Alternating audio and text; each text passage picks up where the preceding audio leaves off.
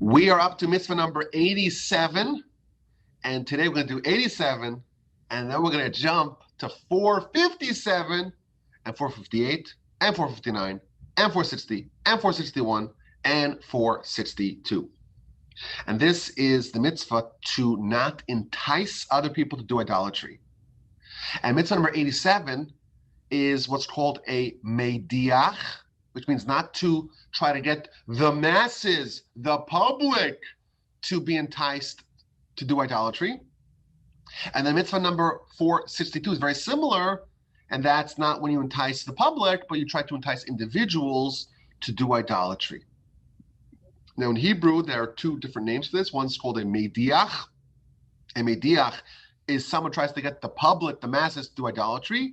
And a mesis is someone tries to get an individual to do idolatry. Now there are a bevy of mitzvos regarding a mesis. So 457 is a prohibition against loving him.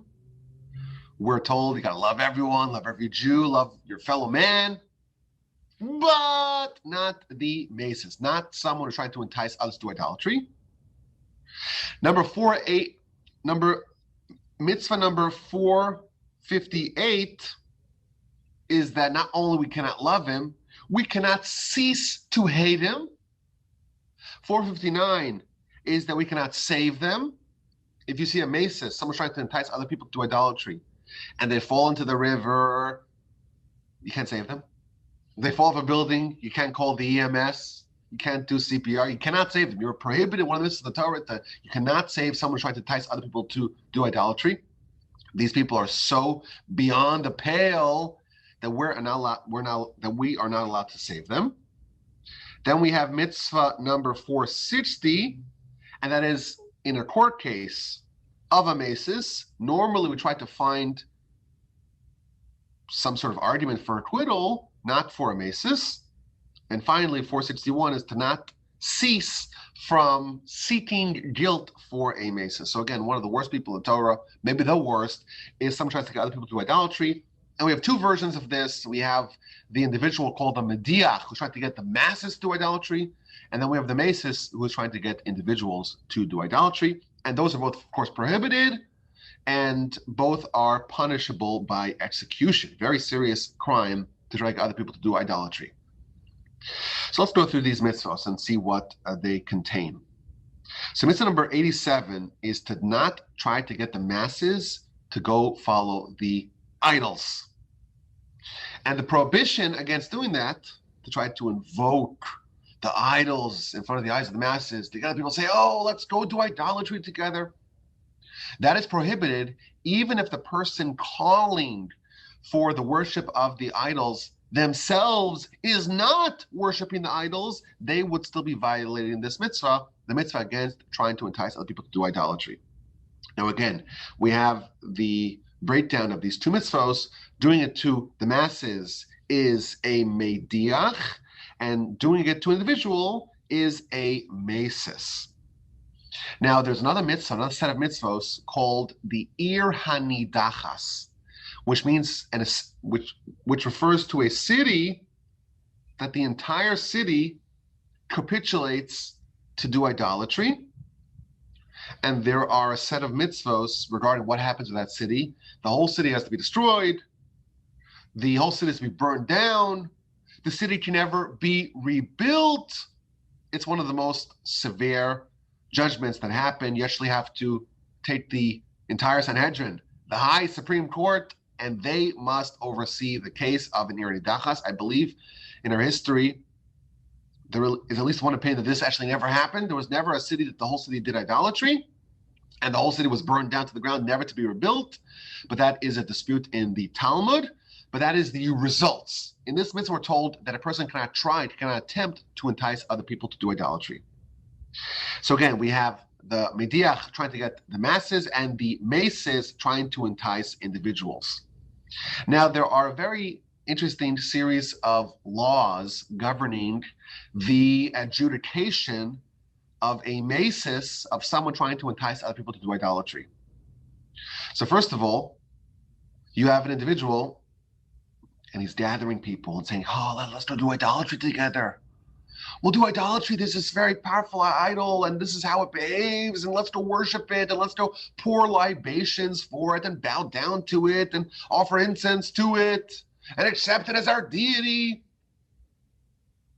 So those people who are the recipients of this message, of this attempt at incitement, they themselves can be the witnesses. So if you have an individual that comes to two people and say, let's go do idolatry together, those two people can serve as the witnesses and bring the offender to court. Moreover, normally, to execute anyone in a Jewish court of law, you need to have witnesses, but you also need to have warning. The offender has to be warned before their crime that in the event that they go ahead with this crime, they will be brought to court and they will be executed. This is one of the reasons why it's actually very hard to execute someone in a Jewish court of law, because you need not only two witnesses, but witnesses have to warn the person almost immediately before they commit the crime. And there's only one exception. The only exception of a capital crime case where the offender does not need to be warned ahead of time is a mesis. Someone tries to entice other people to do idolatry. Someone like that does not need warning. Moreover, this is the only case where entrapment is encouraged. So let's say you have someone who comes to an individual. One person goes over to a second person and says, oh, let's go do idolatry together. So the person who is hearing this message is only one person. One person is insufficient as a unit of testimony. You need to have two witnesses. So what the person is supposed to say, says, oh, that's a great idea. Let's get my friends involved. Come, let's spread the message. And you get another person who's your confederate. And you say, come, repeat to us what you said to me individually. And you try to entrap that person. But what if the criminal is a little bit more clever? And he's like, oh, I'm not going to fall for this. I'm not going to speak to two people. I'm only going to speak to one person. Then what you do is you actually hide the witnesses. Witnesses go in the closet and they peep through the little hole and they listen in as the enticer tries to entice someone else. They hide behind the tree, they're in the closet, and they don't need to warn them. And again, this is the only case where we do these kinds of things. We hide the witnesses, we entrap the offender, and again, the objective is to try to execute this person. Under normal circumstances, we want to avoid capital punishment. In fact, this is something we mentioned in the past. The Talmud tells us that a Jewish court should execute once every 70 years, meaning it is decidedly rare for a Jewish court to execute someone for a capital crime. It doesn't happen very frequently. And the reason why is because we do whatever we can to try to provide exculpation. We turn over every stone, we interrogate the witnesses, and we drive them crazy until we find a flaw in their evidence, in their testimony, and we are able to acquit. We always favor acquittal. That is how the Jewish capital crime system works, with one exception, the mesis. Someone who tries to get others to idolatry, we work in the opposite fashion. We try to find guilt. We hide the witnesses. We entrap them. We try to suss out if there's people like this, because these people are very dangerous. They could absolutely destroy the entire nation, and therefore we have to get rid of them. And again, this is the only one that there is a focus and an effort to try to actually execute them. Now, it's interesting. There is, in the Amidah prayer colloquially is called Shmona Esrei, which means 18. And the reason why is because there's 18 blessings. And therefore we call it just simply, it's the 18 blessings. The 18 benedictions of the Amidah. If you count the blessings, there's actually 19 blessings. And the reason why is because there was a 19th blessing that was added, and that's the blessing to try to curse the heretics. The people who behave like this, who try to encourage idolatry, who try to destabilize the spiritual standing of the nation, these people are the worst. And we're told that we have to have a prayer to try to say that we have to hate them and destroy them and uproot them and get rid of them. Because these people are really, really dangerous. Again, sinners are people, that's something that happens. People are not angels. The Torah was not given to angels. And, sinners exist. And we're told, even if someone's a sinner, they're still part of the nation. We still have to love them. We still have to try to reach out to them and try to get them to repent, try to get them to improve. There is still hope for them. And even if you're on your deathbed, there's still hope for you. We try to have a very positive disposition towards everyone, even the bad people, even the wicked people. And we don't pray to destroy the wicked people.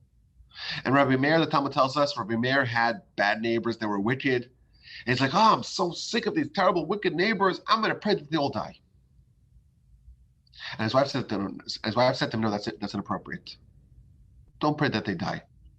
Pray that they repent. So he's like, you know what? I'll try that. So he prays that they repent. And indeed, they repent. It worked. With regards to the heretics and the people trying to entice other people to idolatry, these people are completely intolerable, and we're supposed to hate them, and we cannot love them, and we have to try to find a way to, in fact, get rid of them. And again, we have all these mitzvahs. Mitzvah number 457, to not love them. Normally, we have to love our fellow. It's one of the most important mitzvahs in the Torah. Not this person. And normally, we're told that we cannot hate other people. Again, the mesis, the person trying to entice others to do idolatry, is the exception. We're told that we cannot stand idly while our brother's blood is being spilled. If you see a person in mortal danger, you are required to do whatever you can to try to save them. Unless they're a mesis. They fall into the river and they say, give me a lifeboat, give me a throw me a lifeline. You say, sorry, I'm out. And don't throw it to them. They have a heart attack, not allowed to save them. Not allowed to call the EMS, not allowed to do the CPR. This is an evil person, and this is unique. This is the only person to whom this applies, not the murderer, and not the person who themselves does idolatry, just the person who's enticing other people to do idolatry. Only that person has this very severe status. Moreover, when it comes to the court, ordinarily, the court is always trying to find exculpation and acquittal, and we turn over every stone. And when we start the court case, we always start the court case and say, okay, what do we know that will provide acquittal? What are the arguments for innocence? And once someone adopts a posture of innocence, they cannot change their vote. And once someone is acquitted, you cannot bring them back and try them for the same crime. So again, all the laws favor acquittal. And none of these laws apply to the enticer of idolatry. Someone like that, completely beyond the pale, if they come to court, we start off and say, what do we know that would provide guilt and conviction? And if someone votes for innocence, they can change their mind. And we turn over every stone for the opposite goal, for the opposite end, to try to find guilt. If they are acquitted, but then new evidence surfaces, we can retry them to try to find them guilt. Now, there's a very interesting Rambam. I saw this for the first time. I thought this was really interesting. The Rambam says that part of the judicial process of the mesis of the person who's enticing others to do idolatry is that we stock the court with unmerciful people. We find like old and angry judges who just have favoritism towards guilt, like a crusty old man who just says, "You kids today," something like that. Angry people. Talmud says that we find eunuchs. That's what the Rambam says. You find a eunuch who's just angry at life and kind of has like no future and just wants to spite people. Someone like that. These are the kinds of people that we add to the court. People who don't have a penchant for mercy. Why? Because again, our goal is to try to find these people, identify them, bring them to court, use entrapment, whatever it takes, get them to court and get them executed, because these people are really, really, really dangerous. And again, this is the worst offender in the whole Torah. Now, the Talmud says something really interesting. Our sages tell us that the mesis, the person who tries to entice others to idolatry, is worse than the murderer. Why? Because a murderer, he kills you in this world. But in Olam Haba, in the spiritual world, the homicide victim is unaffected. Whereas someone who tries to entice others to idolatry is trying to destroy them both in this world and in the next world. Someone who has the taint of idolatry on them will forever suffer in the spiritual world. And the insight that our sages tell us is that actually in this world, they suffer as well. Someone tries to entice others to idolatry is destroying the other person both in this world and in the spiritual world. In the spiritual world, of course, because they're doing idolatry and their soul is forever sullied as a result. But even in this world, this is one of the grand insights, that actually the Torah does not tell us, oh, why don't you just forfeit this world? Live an ascetic and monastic life. Suffer here, and you'll be rewarded in the next world.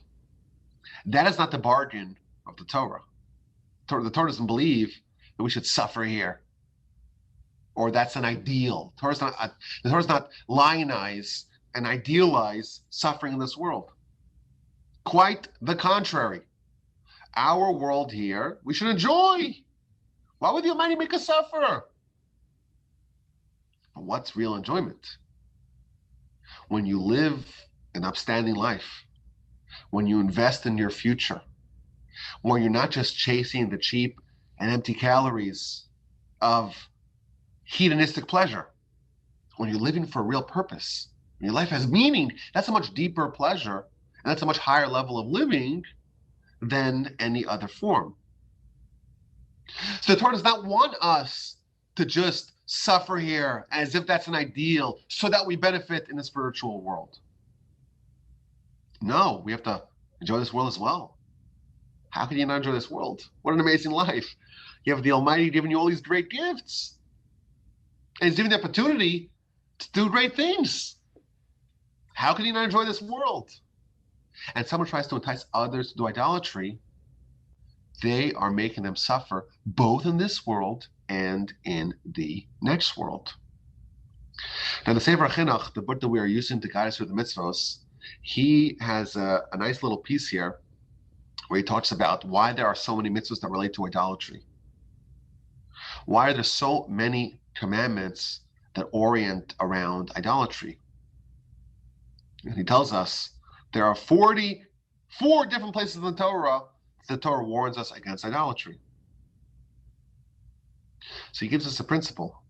We would think it's because, well, God doesn't want us to worship other gods. He's selfish. Of course, that's not true. God is unchanged by our worship of Him or our abandonment of Him. But in His magnanimity and benevolence, He gave us the ability to live a good life, to live a proper life, to live an enriching and meaningful life. to live a life that will not only benefit us here, but will benefit us for eternity. And as a result, he gives us the best advice. And the best advice is to make a person live a good life and make themselves worthy of blessing, worthy of continuity, worthy of eternity.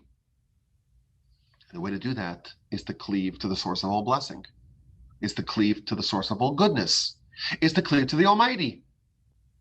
Doing that will benefit you in this world, and it will redound to your favor for all eternity in the next world. What happens when someone rejects God? Someone's walking away from the source of life. Someone is walking away from the source of blessing. Someone is abandoning goodness. Someone's exposing themselves to the opposite of blessing. And therefore the Almighty, in his benevolence, is trying to encourage us, don't make the silly mistake of walking away from all goodness.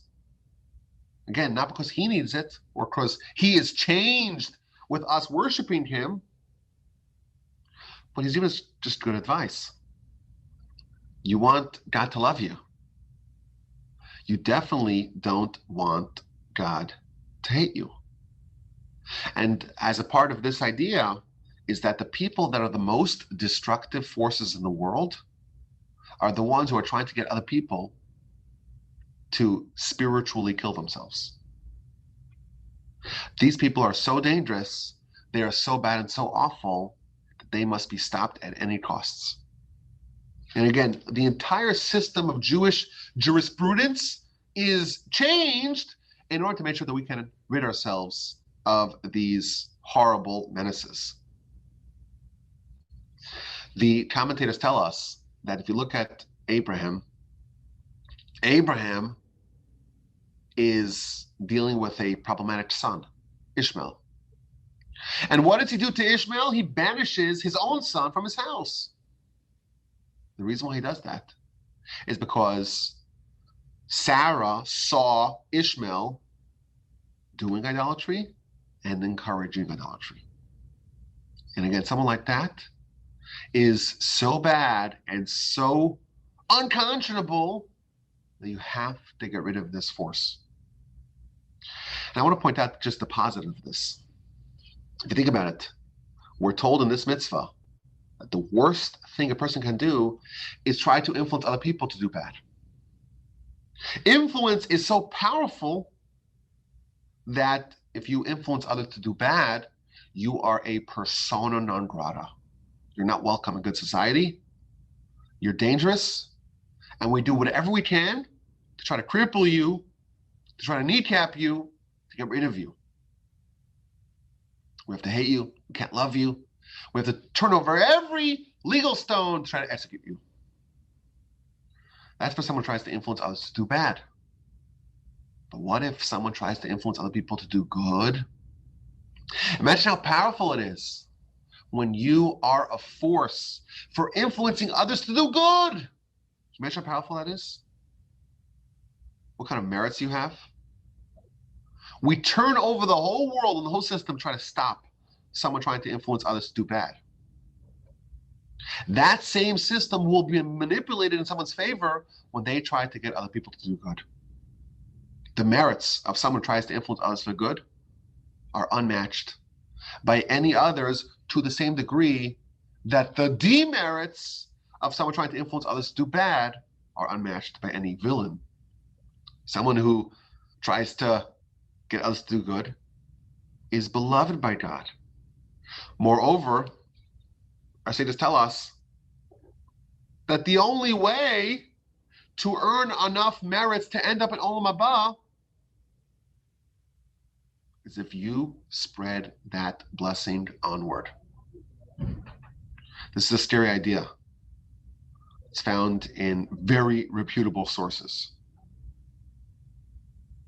If a person says, I'm going to be personally righteous myself, and they do whatever they need to do to be a good person, by the Torah standards, amazing.